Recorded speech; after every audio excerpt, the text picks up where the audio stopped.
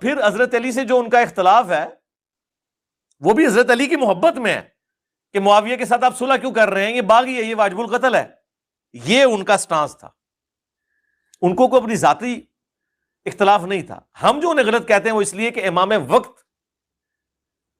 کے حکم کی انہوں نے نافرمانی کی۔ یہاں مرزا نے کہا کہ خوارج نے سیدنا علی رضی اللہ تعالیٰ عنہ سے محبت کی وجہ سے اختلاف کیا تھا، جبکہ دوسری جگہ مرزا کہتے ہیں خوارج کی پہلی نشانی ہی یہی ہے بغض علی۔ خارجیوں کی پہلی اور بڑی علامت یہ ہے بغض علی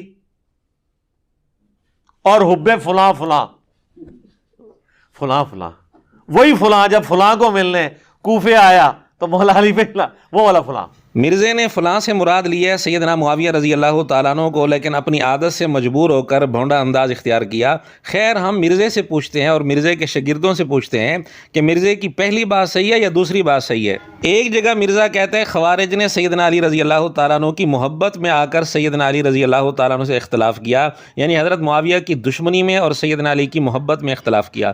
دوسری جگہ کہہ رہا ہے کہ خوارج کی پہلی نشانی یہی ہے بغض علی اور حب معاویہ۔ مرزے کے شاگرد صرف اتنا بتا دیں کہ ان میں سے کون سی بات صحیح ہے اور کون سی غلط ہے۔